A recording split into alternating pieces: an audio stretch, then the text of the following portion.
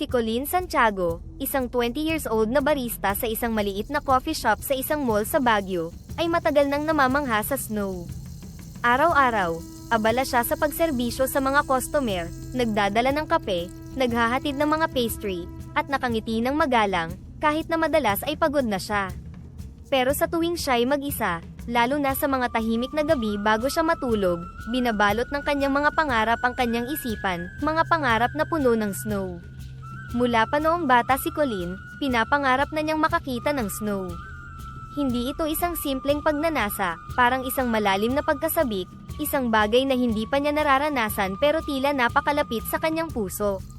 Sa kanilang maliit na bahay sa Baguio, tuwing Disyembre, hihiga siya sa kanilang kama, nakatingin sa kisame, at naiisip niya ang mga tanawin mula sa mga pelikula na lagi niyang pinapanood, mga bundok na balot ng puting nyebe, mga taong naka-jacket na makapal, at mga batang naglalaro ng snowball fight. Minsan, tinanong siya ng kanyang ina tungkol dito. Bakit ba sobrang hilig mo sa snow anak? Tanong ng kanyang ina habang binabanlawan ang hinuhugasan nilang plato sa kusina. Nakangiti si Colleen. Ewan ko ma, siguro kasi parang kakaiba. Hindi kasi natin nararanasan dito, kaya mas gusto kong makita. Alam mo naman, dito sa Baguio, pinakamalamig na ang bare months. Pero snow, parang imposible. Tumigil ang kanyang ina sa paghuhugas, humarap kay Colleen at tinignan ito ng seryoso. Hindi kaya masyado mo nang pinapangarap yan. Natawa si Colleen, pero sa kabila ng kanyang tawa, may kirot siyang naramdaman. Alam niyang tama ang kanyang ina. Ang snow sa Baguio ay napaka-imposible. Ngunit kahit pa ganun, hindi niya mapigilan ang pagnanais. Ma, gusto ko kasing makarating sa mga lugar kung saan lagi silang may snow, sabi niya, mas seryoso na. Yung mga lugar tulad ng Amerika at Canada. Doon, normal lang ang snow. Tumingin ang kanyang ina kay Colleen, at napabuntong hininga.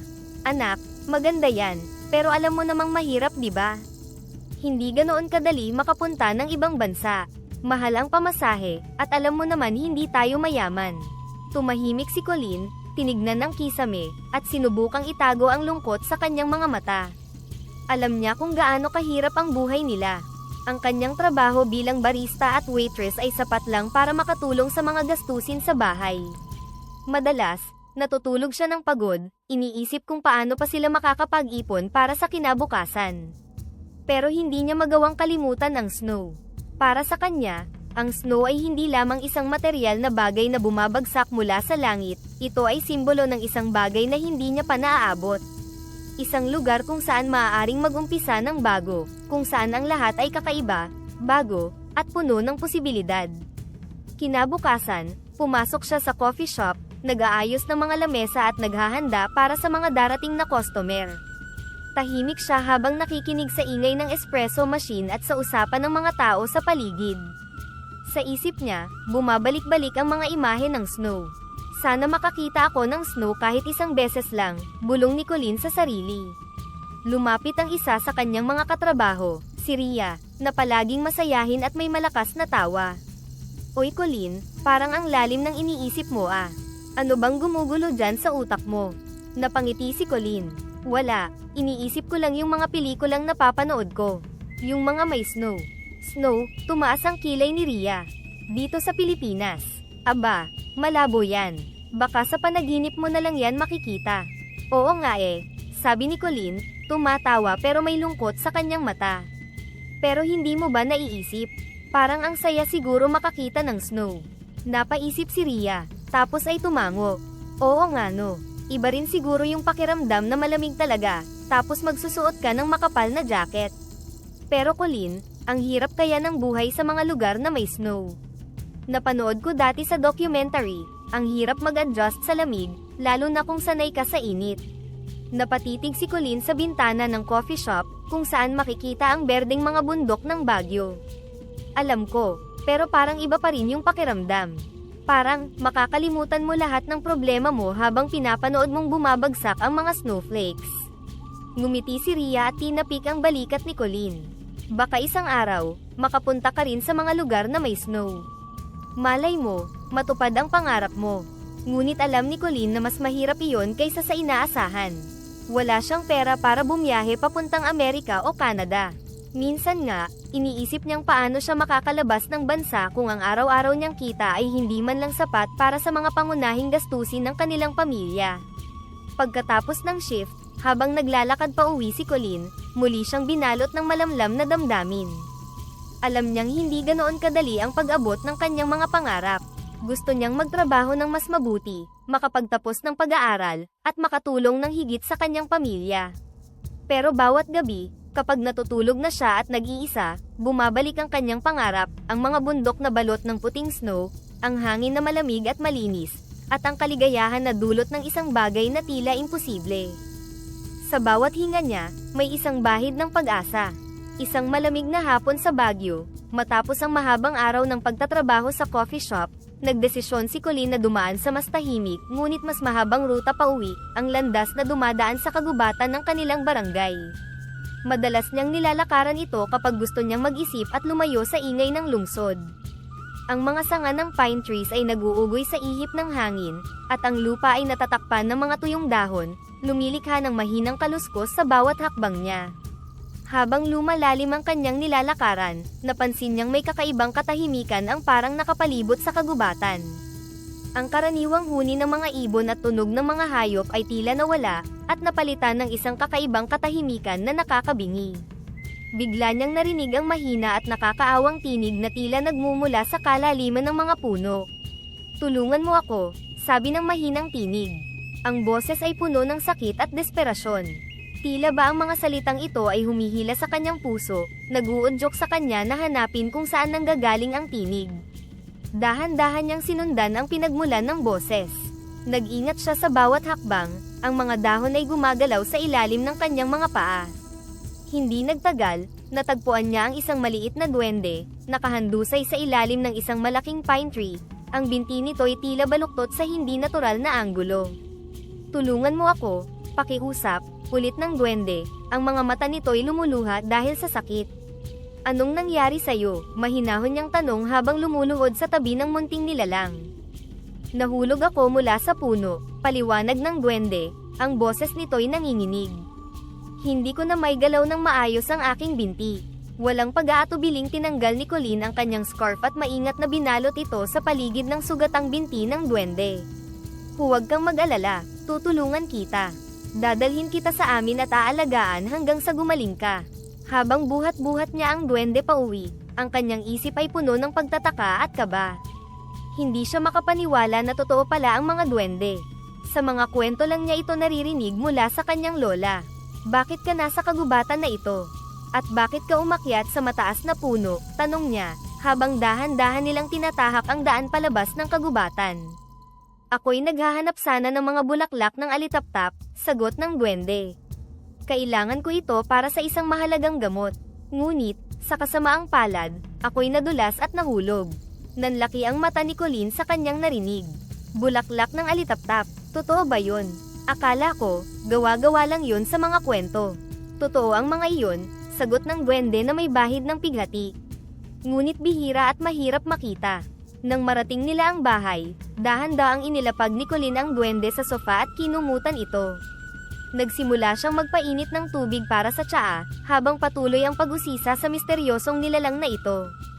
"Anong pangalan mo?" tanong niya habang iniaabot ang maliit na tasa ng tsaa sa duwende.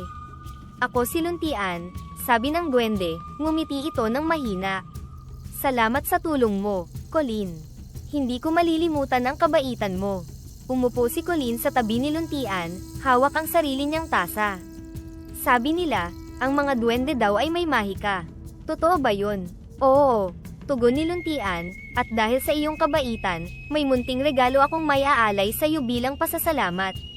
Pero sana'y mag-ingat ka sa paggamit nito." Napaisip si Colleen sa sinabi ng duwende. Ano kaya ang ibig sabihin nito? Hindi niya alam na ang simpleng engkwentrong ito sa kagubatan ay mag-uumpisa ng isang serye ng mga kaganapan na lubos na magbabago ng kanyang buhay. Ang pakikipagkaibigan nila ni Luntian ay magbubukas ng bagong mundo ng mahika at misteryo, ngunit kasama rin nito ang mga hamon na hindi niya inaasahan. Nang guminhawa konti ang pakiramdam ni Luntian, umupo sila ni Colleen sa maliit na sala, sa ilalim ng malamlam na ilaw ng isang lampshade. Nagpainit ulit si Colleen ng tsaa, at magkatabi silang naupo, nakabalot sa init ng maliit nilang tahanan habang dama pa rin ang lamig na dala ng bagyo. Maraming salamat ulit sa iyong kabaitan, Colleen, sabi ni Luntian. Ang kanyang boses ay mahina ngunit mayroong pasasalamat. Bihira na lang ako makatagpo ng tao na may purong puso tulad mo. Ngumiti si Colleen, ngunit may bakas ng pagtataka sa kanyang mga mata. Hindi naman ako gumawa ng kakaiba. Tulong lang yun, Luntian. Sino ba namang makakatiis na hindi tumulong sa isang nilalang na nasasaktan? Ngunit hindi lahat ay handang mag-alay ng tulong sa isang hindi nila kilala, lalo na sa isang duwende, tugon ni Luntian. Kaya bilang pasasalamat, nais kong bigyan ka ng isang hiling. Anumang naisin mo ay kaya kong tuparin. Napaisip si Colleen. Ang ideya ng isang hiling na matutupad ay parang pangarap lamang, isang bagay na nababasa niya sa mga libro o napapanood sa mga pelikula. Dahan-dahan niyang ininom ang kanyang tsaa, at sa kanyang isipan ay muling bumalik ang matagal na niyang pinapangarap, ang makakita ng snow. Luntian, totoo bang maaari kang magbigay ng kahit anong hiling? Tanong niya, ang kanyang mga mata ay lumalim sa pag-aalinlangan. Oo, Colleen. Ito ang aking kapangyarihan bilang isang duwende. Ngunit, tulad ng sinabi ko, ang mahika ay may kapalit, paalala ni Luntian, seryoso ang tono. Dapat kang maging maingat sa iyong hihilingin. Napalunok si Colleen. Ngayon, hawak niya ang pagkakataon na matupad ang kanyang pinakamimithi. Gusto ko sanang makita ang snow dito sa aming barangay. Gusto kong maranasan ng mga tao dito ang saya na dala ng snow, tulad ng nakikita ko sa mga pelikula. Tumingin si Luntian kay Colleen, ang kanyang mga mata ay nagniningning. Colleen, naiintindihan mo ba ang maaaring mangyari kung uulan ng snow dito sa Baguio? Hindi karaniwan ang snow dito, at maaaring magdulot ito ng hindi inaasahang mga kahihinatnan. Hindi ba magiging masaya ang lahat kung makakakita sila ng snow? Hindi ba't magiging kakaiba at kahanga-hanga yun para sa kanila? Tanong ni Colleen, puno ng pananabik. Ang snow ay maganda, ngunit maaari rin itong magdala ng kahirapan, lalo na sa mga hindi sanay sa ganitong klima, paliwanag ni Luntian. Magiging panandalian lang ang kasiyahan, ngunit maaaring may mas malalim pang mga epekto. Natahimik si Colleen, ang kanyang isipan ay puno ng pag-aalinlangan. Ngunit nanaig ang kanyang pangarap na makita ang mundo sa paligid niya na nababalot ng puting snow. At hindi niya iniisip ang pangmatagalang epekto at ang pinsala na maaaring idulot nito. Nag-isip si Luntian, tinitimbang ang mga posibilidad. Kung ito talaga ang iyong nais, tutuparin ko ang iyong hiling. Ngunit tandaan mo, Colleen, na ang bawat mahika ay may katumbas na responsibilidad. Kailangan mong maging handa sa anumang maaaring mangyari. Handa ako, Luntian, sagot ni Colleen, ang kanyang boses ay puno ng determinasyon. Hindi niya alam na ang simpleng hiling na ito ay magbabago sa buhay ng kanyang komunidad sa paraang hindi niya inaasahan. Sa mga sandaling iyon, kapwa sila na puno ng damdamin, si Colleen, ng pananabik at pangarap, at si Luntian, ng pangamba at pag-asa na sana ay tama ang kanyang desisyon na pagbigyan ang kahilingan ni Colleen. Kinabukasan, nagising si Colleen sa isang hindi karaniwang lamig. Dumilat siya ng dahan-dahan, at parang panaginip ang bumungad sa kanyang mga mata, ang mga pine tree sa labas ng kanyang bintana ay natatakpan ng puting snow. Sa unang pagkakataon sa kanyang buhay, tunay niyang nakita ang snow, hindi sa telebisyon o pelikula kundi sa harap mismo ng kanyang mga mata. Halos hindi makapaniwala si Colleen. Tumayo siya mula sa kanyang kama, ang kanyang mga paay dahan-daang naglakad patungo sa bintana. Nakita niya ang mga snowflakes na bumabagsak mula sa kalangitan, naglalaro sa hangin, dahan-dahan ngunit walang tigil. Nilamig siya ng konti habang pinapanood ito, ngunit hindi niya alintana ang lamig, ang kanyang puso ay nag-uumapaw sa saya. Totoo nga, bulong niya sa sarili, malalim na huminga, pinapakiramdaman ang bawat sandali. Dali-dali siyang nagbihis ng makapal na jacket, scarf, at gloves. Hindi niya mapigilan ang sariling lumabas upang masaksihan ng malapitan ang mahika ng snow. Sa pagbaba niya ng hagdan, naririnig niya ang mahinang kaluskos ng kanyang mga hakbang sa malamig na sahig. Nang pagbukas niya ng pintuan, tila binati siya ng malamig na simoy ng hangin na puno ng mga snowflakes. Sa labas ng kanyang bahay, nakita niyang ang buong barangay ay binalot ng snow. Lahat ay tila tahimik, parang nag-aabang sa unang pagkilos ng mga tao. Ngunit hindi nagtagal, unti-unting lumabas ang mga tao mula sa kanilang mga bahay, at isa-isang namangha sa pambihirang tanawin. Ang katahimikan ay napalitan ng mga tawa, kwentuhan, at hiyawan ng mga batang tuwang-tuwa sa kanilang unang karanasan sa snow. Colleen, tinawag siya ng kanyang kapitbahay na si Aling Nora. Ang mga mata nito ay kumikislap sa pagtataka at kasiyahan. Hindi ko akalain na ganito ang umaga natin. Napakaganda, para tayong nasa ibang bansa. Ngumiti si Colleen, pilit na itinatago ang pagngiti sa likod ng kanyang scarf. Oo nga po Aling Nora, hindi ka panipaniwala, sagot niya, bagamat ang puso niya ay lihim na nagpapasalamat dahil natupad ang kanyang hiling. Alam niyang siya ang dahilan kung bakit bigla ang umulan ng snow sa Baguio, pero pinili niyang ilihim ito. Sa di kalayuan, nakita niyang naglalaro ang mga bata. Gumagawa sila ng snow angel sa lupa, hinahagis ang snow sa ere, at nagtatawanan habang binubuo ang kanilang mga unang snowman. Ang mga matatanda naman ay nagtipon-tipon, tinutunghayan ng kakaibang pangyayari habang humihigop ng mainit na kape mula sa kanilang mga tasa. Colleen, tingnan mo ito, tawag ni Rhea, isa sa mga katrabaho niya sa coffee shop, habang masayang ibinabato ang ginawa niyang maliit na snowball sa ere. Hindi ako makapaniwala, snow dito sa Baguio. Parang nasa ibang bansa tayo. Sumama si Colleen kay Rhea, nagtatawanan sila habang hinahayaan ang malamig na mga snowflakes na dumikit sa kanilang mga buhok at balikat. Napakaganda diba? Sabi ni Colleen, hindi maitago ang kasiyahan sa kanyang boses. Pakiramdam niya'y nababalot siya ng mahika, isang mahika na siya mismo ang nagdala sa kanilang barangay. Saan kaya galing ito? Tanong ni Rhea, habang tumitingin sa kalangitan na tila hindi nauubusan ng mga snowflakes. Napalunok si Colleen, ngunit ngumiti siya ng mahinahon. Hindi ko alam, pero parang isang milagro diba? Parang isang napakagandang milagro. Habang patuloy na bumabagsak ang snow, nagsimula nang dumagsa ang mga tao mula sa karatig na lugar at pati na rin sa katabing bayan ng La Trinidad. Puno ng kagalakan ang buong bayan. Nakita ni Colleen ang mga sasakyang papunta sa kanila na puno ng mga tao, dala ang kanilang mga cellphone at kamera, gustong makuha ang bawat sandali ng pambihirang karanasang ito. Sa mga social media, trending ang mga post tungkol sa snow sa Baguio. Nakita ni Colleen ang mga hashtag na tulad ng hashtag Snow in Baguio at hashtag Winter Wonderland PH. Naglakad si Colleen papunta sa kanilang coffee shop para magtrabaho, ngunit alam niyang ibang klaseng araw ang haharapin nila. Pagdating niya roon, ang buong lugar ay puno ng mga customer. Naka-jacket sila, humihigop ng mainit na kape, at pinag-uusapan ng kakaibang pangyayari. Grabe talaga Colleen, napakaraming tao ngayon, sabi ni Mang Freddy, ang may-ari ng coffee shop. Pero ang saya no, ang daming namamangha sa nangyayari. Parang nasa ibang bansa talaga tayo. Ngumiti si Colleen, tumutulong sa pagkuha ng order ng mga customer. Sa kanyang puso, ramdam niya ang matinding saya at kasiyahan.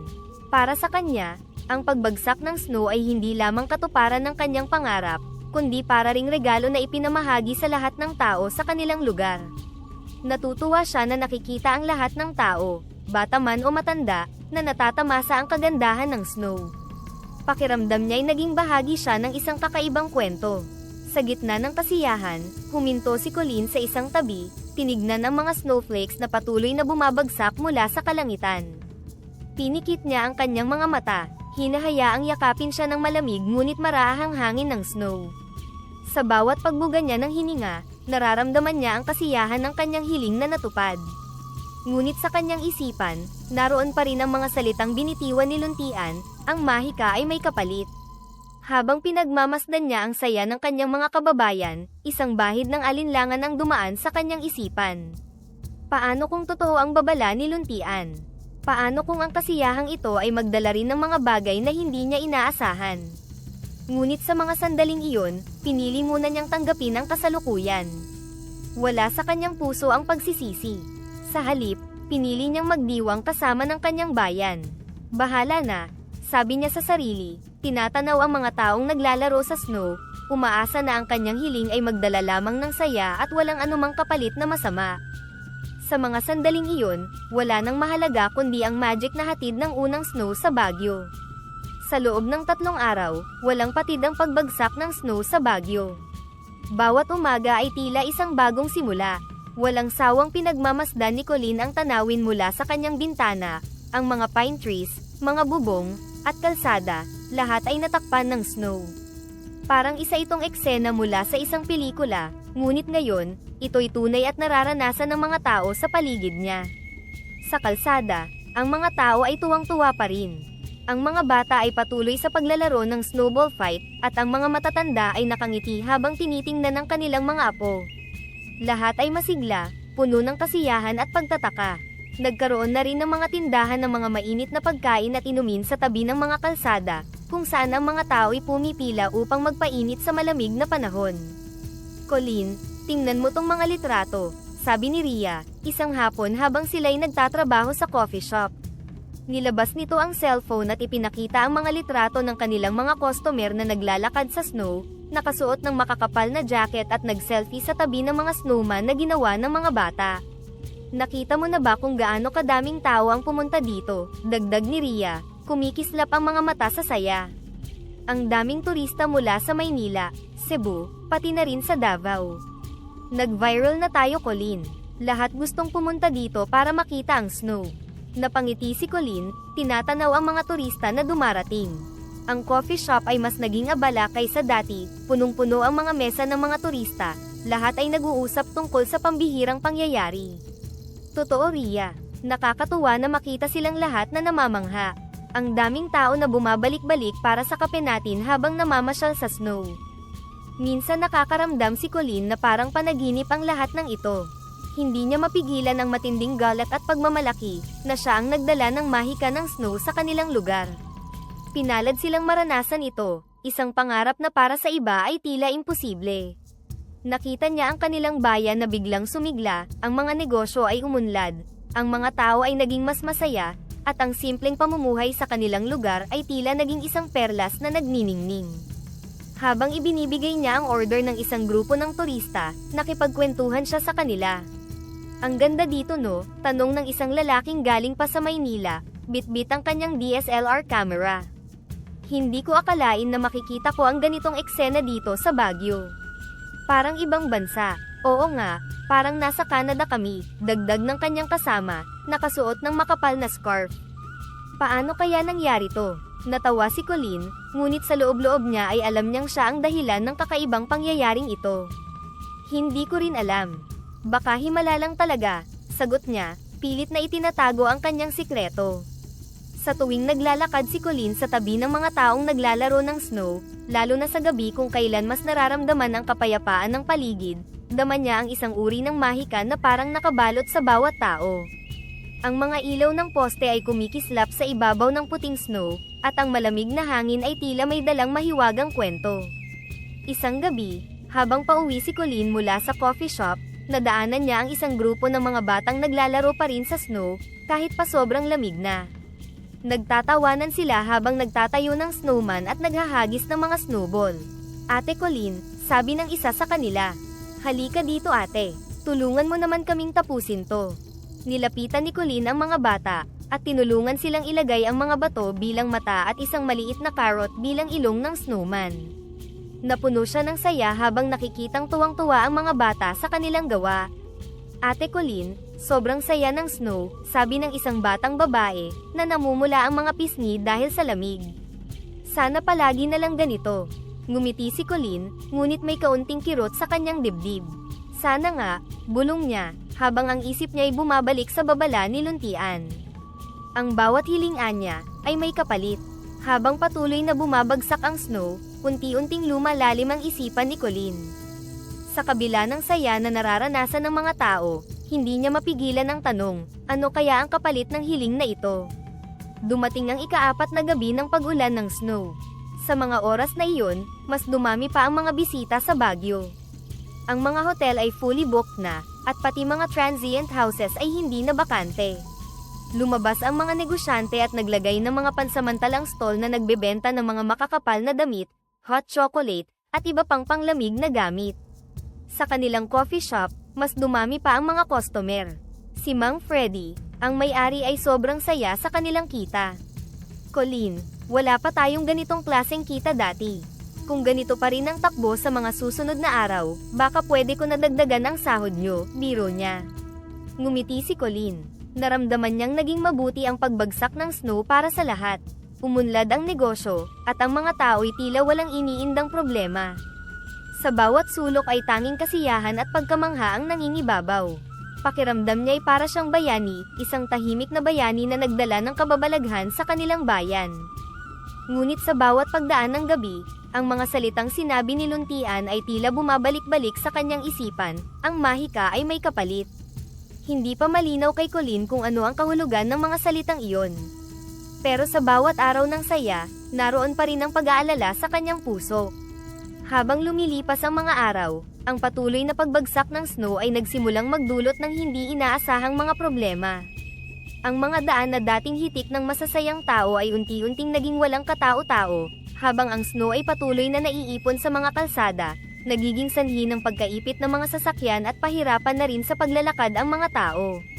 Isang malamig na umaga, nagpasya si Colleen na bisitahin ang kanyang kapitbahay na si Aling Mimay, isang matandang byuda na mag-isa na lang sa kanyang tahanan.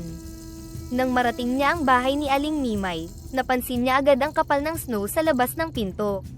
Colleen, ikaw pala, bati ni Aling Mimay nang buksan niya ang pinto. Ang kanyang mga labi ay bahagyang nanginginig sa ginaw. Pasensya ka na, hindi ko na kayang tanggalin ang mga Snow sa labas. Naku Aling Mimay, dapat po sana ay tumawag kayo. Ako na po ang bahala dito, sabi ni Colleen habang pumapasok sa loob ng bahay, dala ang pagkain at gamot para sa matanda. Habang inaayos ni Colleen ang pagkain sa mesa, napansin niyang ang bahay ay hindi kasing init ng dapat nitong temperatura. Aling Mimay, hindi po ba malamig dito sa loob? Maayos po ba ang heater ninyo? Colleen, sira na ang lumang heater ko, sagot ni Aling Mimay, habang umuupo sa kanyang silya. At sa totoo lang, medyo mahirap bumili ng panggatong ngayon dahil sa Snow. Konti na lang din ang natitira kong kahoy. Napalunok si Colleen, ang kanyang puso ay biglang nagdalamhati sa kalagayan ng matanda. Nagsimula siyang mag-alala hindi lang para kay Aling Mimay, kundi para rin sa iba pang matatanda at mga pamilyang may maliliit na bata sa kanilang barangay. Aling Mimay, pagkatapos kong maglinis sa labas, titingnan ko po ang heater.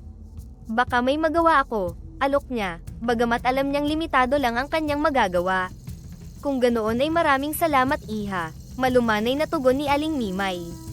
Alam mo, noong una'y tuwang-tuwa kami sa Snow. Ngunit ngayon, parang mas marami itong daladalang hirap kaysa saya. Habang nagpapatuloy si Colleen sa pag-aayos ng tahanan ni Aling Mimay, hindi niya mapigilan na mag-isip sa mga sinabi ng matanda. Totoo nga ang sinabi ni Luntian, may kapalitang mahika. Kinahapunan, habang naglalakad pa uwi, dumaan si Colleen sa parke kung saan madalas maglaro ang mga bata. Ngayon, tahimik ito at halos walang tao. Ang mga batang dati-rati nagtatampisaw sa Snow ay nagsibalikan sa kanilang mga tahanan, marahil ay nanginginig sa ginaw. Sa kanyang pag-uwi, nadaanan niya si Mang Boyet, na abala sa pagtatanggal ng yelo sa harap ng kanyang karinderya. Mang Boyet, kumusta po ang karinderya? Tanong ni Colleen. Colleen, buntong hininga ni Mang Boyet. Mabuti naman sana ang kita nitong mga nakaraang araw, pero ngayon, bumababa na. Maraming turista ang umuwi na, dahil sa sobrang lamig. At ang ilang regular kong customer, hindi na makalabas ng bahay. Opo, napansin ko rin po, tugon ni Colleen, ang kanyang boses ay puno ng pag-aalala. Sana po ay magbago na ang panahon. Sa kanyang paglalakad pa uwi, damang-dama ni Colleen ang bigat ng sitwasyon. Ang barangay na minsay napakasaya at natutuwa dahil sa Snow, ngayon ay nagiging tahimik, halos walang buhay. Ang kanyang puso ay nagsisimula ng mabagabag, at sa kaibuturan ng kanyang damdamin, may bumubulong na baka kailangan na niyang kumilos para maitama ang nagawa ng kanyang hiling. Habang lumilipas ang mga araw ng patuloy na Snow, nagsimulang makaranas ng hindi karaniwang lamig ang mga tao sa barangay. Ang kakaibang klima ay nagdulot ng mga problema sa kalusugan na hindi inaasahan. Nagsimulang kumalat ang mga ubo at lagnat. Isang umaga, habang naglalakad si Colleen papunta sa coffee shop, napansin niya ang mas kaunting mga tao sa lansangan kaysa dati. Sa kanyang pagdating sa trabaho, sinalubong siya ni Mang Freddy na may mabigat na balita. Colleen, kalahati ng staff natin ay hindi makakapasok. May sakit sila, malungkot na balita ni Mang Freddy. At marami sa mga regular nating customer ay ganoon din. Mukhang malala ang ubo at sipon na kumakalat ngayon. Napabuntong hininga si Colleen, ang kanyang puso ay puno ng pag-aalala. Kailangan nating mag-ingat, Mang Freddy. Baka mas marami pang magkasakit kung magpapatuloy ito. Habang nagtatrabaho, nakatanggap si Colleen ng tawag mula kay Rhea, na isa sa mga kasamahan niyang nagkasakit. Colleen, pasensya ka na hindi ako makakapasok ngayon. Ang sama ng pakiramdam ko, sobrang lamig kasi, daing ni Rhea sa kabilang linya, ang kanyang boses ay mahina at paos. Mag-ingat ka, Rhea. Uminom ka ng maraming mainit na sabaw at magpahinga ka muna, pag-aalala ni Colleen. Sana gumaling ka kagad. Oo, salamat Colleen. Sana matapos na itong snow. Parang mas marami itong dalang problema kaysa saya. Tugon ni Rhea bago nagpaalam. Sa pagtatapos ng araw, nagpasya si Colleen na dumaan sa lokal na klinik upang alamin ang kalagayan ng komunidad. Pagdating niya doon, nakita niya ang pila ng mga tao na naghihintay ng konsultasyon. Ang klinik ay halos hindi na makahabol sa dami ng mga pasyenteng may pare-pareho na sintomas, ubo, sipon, at lagnat. Nakita niya si Doktora Santos, ang pinuno ng klinik, na abalang-abala sa pagtugon sa mga pasyente. Doktora, kumusta po ang sitwasyon? Tanong ni Colleen habang lumalapit, puno ng pag-aalala. Colleen, mabuti nandito ka. Nakakabahala na ang dami ng mga nagkakasakit, pagod na sagot ni Doktora Santos. Ang lamig na dala ng snow ay hindi biro, lalo na't hindi tayo sanay sa ganitong klima. Marami ang hindi handa sa ganitong temperatura, at ito'y nagdudulot ng mga respiratory infection. Nakaramdam si Colleen ng matinding takot at pagsisisi. Ang kanyang mukha ay naging larawan ng pagkabalisa. Doktora, may magagawa pa ba tayo para matulungan sila? Ang magagawa natin ngayon ay magbigay ng tamang gamot at payo sa mga tao na mag-ingat, at laging magsuot ng makakapal na damit para mapanatili ang optimal na init ng katawan, sabi ni Doktora Santos, saka nagmadaling bumalik sa kanyang mga pasyente. Habang naglalakad pa uwi si Colleen, hindi niya maiwasan ang mag-isip tungkol sa naging kapalit ng kanyang hiling. Ang snow, na sa unay tila isang himala, ay unti-unting naging sumpa sa kanyang mga kababayan. Ang mga tawanan at masasayang alaala sa ilalim ng bumabagsak na snow ay napalitan ng pag-ubo, panginginig, at pag-aalala. Ang kasiyahan ay unti-unting napalitan ng takot at paghihirap.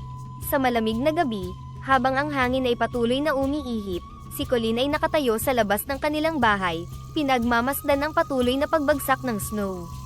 Ang bawat snowflake na dumadampi sa kanyang balat ay tila nagpapaalala ng bigat ng kanyang desisyon. Ano ang nagawa ko? Bulong niya sa sarili, ang kanyang mga mata ay puno ng luha ng pagsisisi. Sa bawat pagdalaw ni Colleen sa mga may sakit, nadama niya ang bigat ng mga kahihinatnan ng walang tigil na snow. Ang ospital sa kanilang lugar ay puno, ang mga pasilyo ay umaapaw sa mga taong umaasa sa agarang lunas. Ang malamig na hangin mula sa labas ay pumapasok sa bawat bukas na bintana, nagdadala ng karagdagang lamig na lalo pang nagpapahirap sa mga pasyente. Isang hapon, habang bumibisita si Colleen, nakita niya si Aling Flora, isang matandang babae na malapit sa kanyang puso. Si Aling Flora, na parang pangalawang ina na sa kanya, ay nakaratay at nanginginig sa kanyang hospital bed. Aling Flora, mahinang tawag ni Colleen habang lumalapit siya sa kama ng matanda. Colleen, iha, ikaw pala, mahina ngunit may pagmamahal na sagot ni Aling Flora. Salamat at napadalaw ka. Hindi mapigilan ni Colleen ang pagtulo ng kanyang mga luha habang hinahawakan ang kamay ng matanda. Aling Flora, kumusta na po ang inyong pakiramdam? Medyo mahina pa iha. Itong klima natin na napakalamig ay hindi ko na yata makakayanan, tugon ni Aling Flora, habang paunti-unti siyang umuubo. Napuno ng pagsisisi si Colleen. Pasensya na po kayo, kung may magagawa lang sana ako. Ang kanyang boses ay nanginig sa emosyon. Iha, hindi mo ito kasalanan. Walang may gusto nito, mahinahon na sabi ni Aling Flora, ngunit walang kaalam-alam sa tunay na pinagmulan ng snow. Ngunit sa kaloob-looban ni Colleen, ramdam niya na siya ang dapat sisihin. Bagamat hindi niya direktang inamin, ang bigat ng kanyang damdamin ay halata sa kanyang mga mata.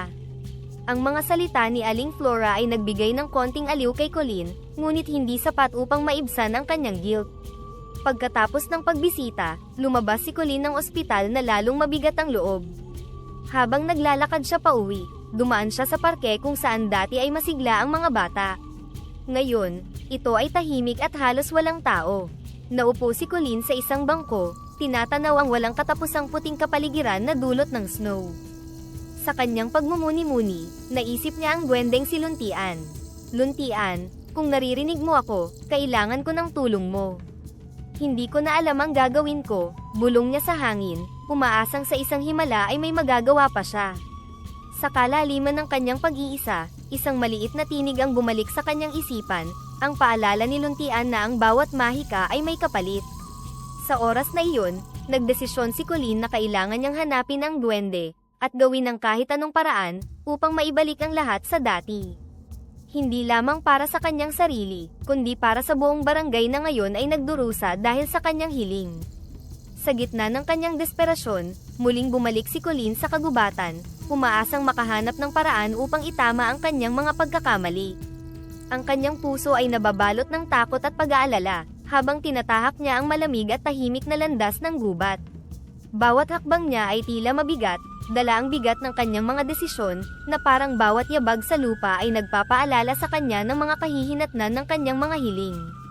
Habang lumalalim siya sa gubat, umaasa siyang muli niyang makikita si Luntian, ang duwendeng una niyang nakasalamuha at siyang nagkasatuparan sa kanyang kahilingan na mag-snow. Ngunit habang lumilipas ang oras, naging malinaw na si Luntian ay wala roon. Pauwi na sana siya nang biglang lumitaw mula sa likod ng isang malaking pine tree, ang isang matandang duwende. Ang nilalang, na mas maliit kaysa sa kanyang inaasahan, ay nagtataglay ng aura ng dignidad at lakas. Ang mga mata nito, na tila ba nagtatago ng malawak na karunungan, ay tumingin ng diretso kay Colleen. Ako si Dalisay, pagpapakilala ng duwende sa malumanay ngunit seryosong tono. Alam ko kung bakit ka nandito, Colleen. Hiniling mo ang snow, at ngayon, nakikita mo ang mga kahihinatnan ng iyong hiling. Sa pagkarinig sa mga salitang ito, napaluhod si Colleen, ang kanyang mga matay lumuluha. Patawad Dalisay, hindi ko sinasadya. Akala ko magdadala ito ng saya, hindi ng sakit at paghihirap. Tinitigan siya ni Dalisay, ang kanyang mga matay tila tumatagos sa kaluluwa ni Colleen. Ang mahika ay may kapangyarihang baguhin ang mundo, ngunit hindi palaging sa paraang inaasahan natin. Hiningi mo ang hindi mo lubos na nauunawaan, at ngayon, dala nito ang mga kahihinatnan na hindi mo napaghandaan. Ano po ang magagawa ko ngayon? Paano ko maitatama ang lahat ng ito? Tanong ni Colleen, ang bawat salita'y may kasamang pagsusumamo. Si Dalisay ay umupo sa isang malapit na bato, tinapik ang puwang sa tabi niya, hudyat na umupo rin si Colleen. Ang landas ng pagtutuwid ay hindi madali, paliwanag niya. Kailangan mong harapin ang iyong mga takot at magsikap na maibalik ang balanse na iyong ginulo. Handa akong gawin ang lahat, sagot ni Colleen, ang kanyang tinig ay nanginginig ngunit mayroong determinasyon. Ituro niyo po sa akin ang dapat kong gawin. Ang unang hakbang ay ang pag-unawa at pagtanggap sa iyong mga pagkakamali. Pagkatapos, kailangan mong maghanap ng paraan upang humingi ng tawad hindi lamang sa akin, kundi sa kalikasan na iyong naapektuhan. Ang snow ay isang bahagi lamang ng mas malaking sistema. Lumipas ang ilang sandali ng katahimikan, habang pinoproseso ni Colleen ang mga salitang sinabi ni Dalisay. Alam niya ngayon na ang landas sa pagbabalik ng balanse ay hindi madali. Ngunit handa siyang harapin ang anumang hamon para maibalik ang kapayapaan at kalusugan sa kanyang minamahal na barangay. Nangako siya kay Dalisay at sa kanyang sarili, na gagawin niya ang lahat upang maibalik ang dating sigla ng kanilang barangay sa Baguio. Ang pagtatapos ng kanilang pag-uusap ay nag-iwan ng bagong pag-asa kay Colleen, ngunit may kasamang pangamba sa mga hamon na kakaharapin niya sa hinaharap. Kinabukasan ng gabi, sa gitna ng kagubatan, kung saan minsan humiling si Colleen ng snow, muling bumalik siya kasama si Dalisay. Sa lugar na iyon, nagtayo sila ng isang malaking bonfire, at sa paligid nito ay inayos ni Dalisay ang mga simbolo na gawa sa bato, mga sinaunang marka na sumasagisag sa mga puwersa ng kalikasan at mahika. Habang lumalaki ang apoy, hinawakan ni Dalisay ang mga kamay ni Colleen, tinutulungan siyang maramdaman ang koneksyon sa enerhiya ng kagubatan. Dito mo unang hiniling ang snow, paalala ni Dalisay. At dito rin natin ito tatapusin. Isipin mo ang iyong hiling, ang iyong tunay na intensyon, at ang pagnanais mong itama ang mga pagkakamali. Lumalim ang paghinga ni Colleen, nakaramdam siya ng init mula sa apoy na bahagyang nagpapagaan sa lamig ng hangin. Sa pagitan ng kanyang mga hikbi, nagsalita siya ng may pagsisisi, nais kong humingi ng tawad sa lahat ng naidulot kong problema. Hindi ko kailanman ninais na magdulot ng sakit.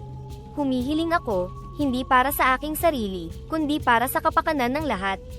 Naway matapos na ang snow at muling bumalik ang kalusugan at kaayusan sa aming barangay. Si Dalisay, sa kanyang bahagi, ay nagsimulang nagsalita ng mga sinaunang lengguwahe, ang bawat bigkas ay may bigat at kapangyarihan. Ang mga puno ay parang sumasayaw sa ritmo ng kanyang dasal, at ang hangin ay dahan-daang nagbago ng direksyon. Habang lumalakas ang ihip ng hangin, sumasabay ang mga luha ni Colleen sa mga salita ng paghingi ng tawad, ramdam ang bigat ng kanyang mga pagkakamali at ang malalim na pagnanais na maibalik ang lahat sa dati. Ito ang simula ng iyong pagbabayad, wika ni Dalisay. Ang kalikasan ay nakikinig, at ito ang iyong pagkakataon na itama ang iyong pagkakamali. Nang matapos ang kanilang ritual, isang napakalakas na ihip ng hangin ang biglang dumating, at pumatay sa apoy ng bonfire, pinapalipad ang mga nagbabagang kahoy at abo.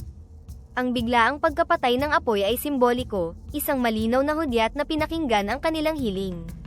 Sa pagitan ng mga puno, sa ilalim ng bumubukang kalangitan, nakita ni Colleen ang unang palatandaan na ang snow ay unti-unting tumitigil. At ang malamig na simoy ng hangin na kanina'y nanunuot sa buto ay nagsisimula ng uminit. Tandaan mo, Colleen, ang pagbabago ay hindi agaran. Ang proseso ng paghilom ay mangangailangan ng oras at pasensya, paalala ni Dalisay habang naghahanda na silang umalis sa lugar. Nagpasalamat si Colleen kay Dalisay. Ang kanyang mga mata ay puno ng luha, ngunit may bakas na ng pag-asa. Salamat Dalisay. Gagawin ko ang lahat upang suportahan ang aming paghilom. Habang naglalakad pa uwi, dala ni Colleen ang isang bagong pag-unawa sa kahalagahan ng pagiging maingat sa bawat hinihiling. Bagamat ang kabanata ng snow ay maaaring natapos na, isang bagong kabanata ng pagkatuto at pag-unlad ang nagsisimula para sa kanya, handa na siyang harapin ang kinabukasan, anuman ang dalhin nito. Ilang araw matapos ang ritual sa kagubatan, ang mga palatandaan ng paggaling ay nagsimulang lumitaw sa buong barangay. Ang malamig na hangin ay pinalitan ng mas mainit na simoy, nagdadala ng pag-asa at bagong buhay sa bawat sulok ng pamayanan. Ang snow ay tuluyan ng natunaw, at ang normal na buhay ay unti-unting bumabalik. Sa ospital kung saan marami ang nagdusa dahil sa biglaang lamig, unti-unti ring bumubuti ang kalagayan ng mga pasyente. Si Colleen, na may dala-dalang bagong pag-asa at determinasyon na itama ang mga pagkakamali, ay madalas bumisita upang kumustahin ang mga naapektuhan. Isang umaga, nagtungo si Colleen sa ospital at dinalaw si Aling Flora, na ngayon ay masigla nang nakikipag-usap sa kanyang mga kaanak. Nakita niya ang matandang babae na nakangiti, isang malaking pagbabago mula sa huling pagkikita nila, kung saan ay nasa bingit ito ng kamatayan.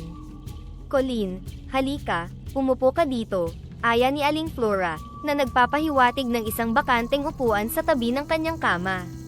Kamusta po kayo? Tanong ni Colleen, na may halong pag-aalala at pag-asa. Mabuti na ako iha. Nakakatuwa talagang makitang bumabalik na sa normal ang lahat, sagot ni Aling Flora, na may ngiti sa kanyang labi. Sa sandaling iyon, isang emosyonal na bigat ang naramdaman ni Colleen. Sa kabila ng kanyang pag-aalala, nakita niya ang positibong epekto ng kanyang mga pagsisikap na itama ang kanyang mga pagkakamali. Masaya akong marinig iyan Aling Flora. Patuloy lang po sana ang inyong paggaling, sabi ni Colleen, ang kanyang boses ay puno ng sinseridad at pagmamalasakit. Sa tabi ng kama, ang anak ni Aling Flora ay nagsalita, Colleen, salamat sa pag-aalaga at sa pagbisita palagi dito. Nakakatulong ito hindi lang kay nanay kundi sa amin din. Napangiti si Colleen, ngunit sa kaibuturan ng kanyang puso, alam niyang may mga bagay na hindi na maibabalik sa dati. Gayunpaman, ang pagtanggap at suporta mula sa komunidad ay nagbigay sa kanya ng lakas at determinasyon, na patuloy na tumulong at magsilbing halimbawa ng pagbabago at pagpapagaling. Habang lumalabas siya ng ospital, ramdam ni Colleen ang kahalagahan ng bawat hakbang, patungo sa pagbabalik loob at pagpapanibago ng kanilang barangay. Ang bawat ngiti, bawat pasasalamat, ay nagpapalakas sa kanya na harapin ang kinabukasan na may bagong pag-asa at pangako, na gamitin ang kanyang mga natutunan para sa ikabubuti ng lahat. Sa mga sumunod na araw, naging aktibo si Colleen sa mga gawain sa komunidad, tumutulong sa pagpaplano ng mga programa, para sa tuloy-tuloy na pagpapabuti ng kalusugan at kaligtasan ng barangay. Ang kanyang mga karanasan ay nagsilbing paalala ng kapangyarihan ng mahika, at ang responsibilidad na gamitin ito ng may karunungan at pag-iingat. Isang malamig na umaga, bitbit ang pinikpikan na manok bilang pasasalamat, nagbalik si Colleen sa kagubatan kung saan niya unang nakilala ang duwende na si Dalisay. Ang lugar ay tahimik, tanging ang huni ng mga ibon at ang pagsayaw ng mga dahon sa hangin ang maririnig. Sa kanyang paglalakad, ramdam niya ang bawat hakbang sa lupa. Ang bawat isa ay tila nagpapaalala sa kanya ng mahalagang aral na kanyang natutunan. Pagdating sa gitna ng kagubatan, inilapag ni Colleen ang daladalang manok sa isang malinis na bato, at hindi nagtagal, lumitaw si Dalisay mula sa pagtatago. "Dalisay, nagdala ako ng kaunting handog bilang pasasalamat," sabi ni Colleen, habang iniaabot ang pinikpikan na manok. Ngumiti si Dalisay, tinatanggap ang handog. "Salamat, Colleen. Natutuwa ako na nakabalik ka rito."